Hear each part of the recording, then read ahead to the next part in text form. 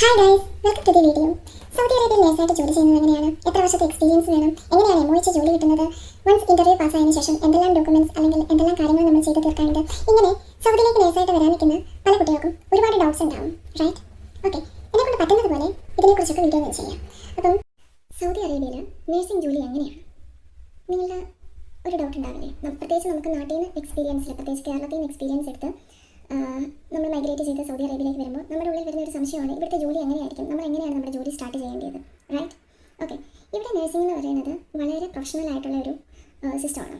Okay, അപ്പം ഇവിടെ എല്ലാവർക്കും അവരുടേതായ ക്ലിയർ ജോബ് റോൾസ് ഉണ്ടാകും, ഫിക്സഡ് ഡ്യൂട്ടി അവേഴ്സ് ഉണ്ടാകും. ഓക്കെ, സ്ട്രിക്ട് റോൾസ് ആണ്, എല്ലാം വെൽ ഓർഗനൈസ്ഡ് ആയിട്ടായിരിക്കും ഇവിടെ ചെയ്യുന്നത്. ഓക്കെ, പേഷ്യൻറ്റ് കെയർ പ്രോട്ടോകോൾസ് വളരെ സ്ട്രിക്റ്റ് ആണ്. ഇനി നമ്മൾ നേഴ്സസ് ശ്രദ്ധിക്കേണ്ട ഏറ്റവും വലിയ ഇമ്പോർട്ടൻ്റ് ആയിട്ടുള്ള കാര്യം എന്താണെന്ന് വെച്ചാൽ documentation, something which is very important. അത് പലപ്പോഴും നമ്മളെ സേവ് ചെയ്യുന്ന ഒരു കാര്യം കൂടിയായിരിക്കും. ഓക്കെ, ഇനി ടീം വർക്കിലേക്ക് വരികയാണെങ്കിൽ നേഴ്സസ്, ഡോക്ടേഴ്സ്, ടെക്നീഷ്യൻസ് ഇവരെല്ലാം ചേർന്ന് ഒരു ടീം വർക്കായിട്ടാണ് ഇവിടെ ചെയ്യുന്നത്. Hospital and primary health care centres അത് രണ്ട് ഡിഫറെൻ്റ് ആയിട്ടുള്ള കാര്യങ്ങളാണ്. ഓക്കെ, നിങ്ങൾക്ക് ജോബ് ഓഫർ ലെറ്റർ കിട്ടിയതിന് ശേഷം അല്ലെങ്കിൽ പോസ്റ്റിംഗ് എവിടെയാണെന്ന് കൺഫേം ആയതിനു ശേഷം നിങ്ങൾക്ക് പ്രൈമറി ഹെൽത്ത് കെയർ സെൻറ്റർ ആണെന്ന് കേൾക്കുമ്പോൾ ഒരു ടെൻഷനൊക്കെ തോന്നും. കാരണം നമ്മൾ കൂടുതലും എക്സ്പീരിയൻസ് എടുക്കുന്നത് ഹോസ്പിറ്റലുകളിൽ നിന്നാണ്. ഐദർ വാർഡ്, എമർജൻസി, അല്ലെങ്കിൽ ICU, OT, LT അങ്ങനെ പോകും അല്ലേ. ഇവിടെ വരുമ്പോഴായിരിക്കും അയ്യോ എൻ്റെ എക്സ്പീരിയൻസ് ഇന്നതാണ്, എനിക്ക് അറിഞ്ഞുകൂടെ എന്താ ചെയ്യേണ്ടതെന്ന്. ഞാൻ PHCയിലാണ് പോസ്റ്റിംഗ് കിട്ടിയേക്കുന്നത്. എനിക്കും ഇങ്ങനെ തന്നെയായിരുന്നു. ഞാനൊരു ICU സ്റ്റാഫ് ആയിരുന്നു.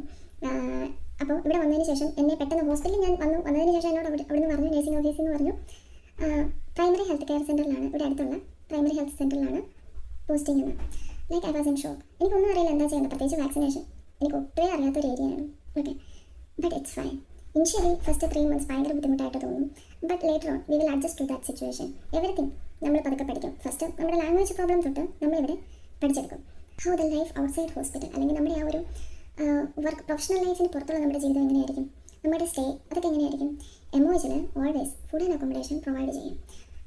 പ്രൈമറി ഹെൽത്ത് സെൻറ്ററിൽ അത് ഡിപ്പെൻസ്, മിക്കയിടത്തും പ്രൊവൈഡ് ചെയ്യണില്ല.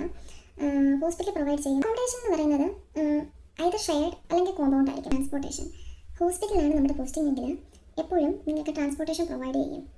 ഇനി PHCയിലാണെങ്കിൽ ട്രാൻസ്പോർട്ടേഷൻ്റെ ആവശ്യം മെയിൻലി വരില്ല. ബിക്കോസ് ആ കോമ്പൗണ്ടിൽ തന്നെ ആയിരിക്കും നിങ്ങളുടെ അക്കോമഡേഷൻ വരിക. അപ്പോൾ നിങ്ങൾക്ക് വാക്കബിൾ ഡിസ്റ്റൻസിലായിരിക്കും ഉണ്ടാവുക. ബട്ട് സ്റ്റിൽ മിക്ക ഇടങ്ങളിലും തന്നെ ഇപ്പോൾ നിങ്ങൾക്ക് എവിടെയെങ്കിലും ഷോപ്പിങ്ങിന് പോകണം അല്ലെങ്കിൽ മറ്റെന്തെങ്കിലും ആവശ്യത്തിന് പോകണം എന്നൊക്കെ ഉണ്ടെങ്കിൽ ഹോസ്പിറ്റലിൽ തന്നെ ട്രാൻസ്പോർട്ടേഷനും അറേഞ്ച് ചെയ്യും. Okay, initially food and life style അത് കുറച്ച് ബുദ്ധിമുട്ടായിട്ട് തോന്നും, പ്രത്യേകിച്ച് നമ്മുടെ നാട്ടിൽ നിന്ന് കയറി വരുമ്പോഴത്തേക്കും.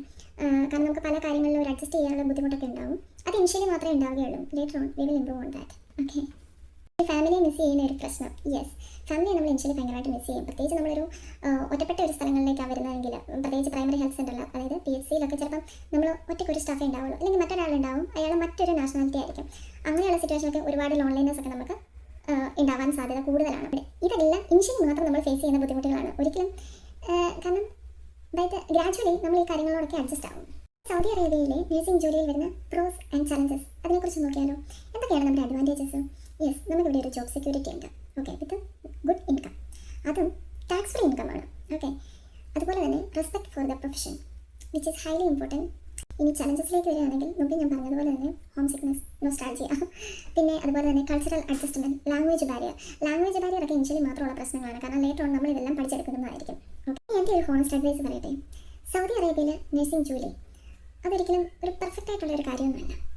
ഇവിടുത്തെ നഴ്സിംഗ് സിസ്റ്റം പെർഫെക്റ്റ് അല്ലെന്നല്ല ഞാൻ പറഞ്ഞത്. നമ്മുടെ പേഴ്സണൽ ലൈഫിൽ നഴ്സിംഗ് ജോലി ഇവിടെ ചെയ്യുമ്പോൾ അതൊരിക്കലും ഒരു പെർഫെക്റ്റ് ആയിട്ടുള്ള കാര്യമല്ല. ബിക്കോസ് നമ്മൾ away from family, which is something very important, right? But when we talks about our savings and stability അല്ലെങ്കിൽ ഗ്രോത്ത് ഇങ്ങനെയുള്ള കാര്യങ്ങളൊക്കെ നോക്കുമ്പോൾ അതിൻ്റെ ചാൻസസ് വളരെ ഹൈ ആണ് ഇവിടെ. നമുക്ക് പ്രോപ്പർ എക്സ്പെക്റ്റേഷൻസ്, നമ്മുടെ പ്രോപ്പർ ഗോൾസ് ഉണ്ടെങ്കിൽ എക്സ്പീരിയൻസ് നമ്മുടെ പോസിറ്റീവ് തന്നെയായിരിക്കും ഓൾവേസ്. നമ്മൾ എപ്പോഴും ഒരു പോസിറ്റീവ് മൈൻഡോടെ മാത്രം മുന്നോട്ട് പോവുക. നമുക്ക് ഒത്തിരി കാര്യങ്ങൾ മിസ് ചെയ്യും, ഒത്തിരി കാര്യങ്ങളിൽ നമ്മൾ ഔട്ട് ഓഫ് ഫോക്കസ് ആയി പോകും. അങ്ങനെയൊക്കെ വരുമ്പം കുറേ ടഫായിരിക്കും കാര്യങ്ങൾ. ഓക്കെ, ഇത്തരത്തിലുള്ള വീഡിയോസ് നിങ്ങൾക്ക് ഇഷ്ടമാണെങ്കിൽ please do like, share, comment, subscribe etcetera. അപ്പോൾ see you in another video. Bye, take care, love you all.